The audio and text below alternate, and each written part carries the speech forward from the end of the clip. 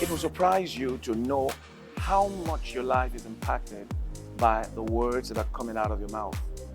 The Christian life is called the Great Confession, and faith has a voice. One of the things I observe, especially about discouragement or depression, it causes you to lose your voice.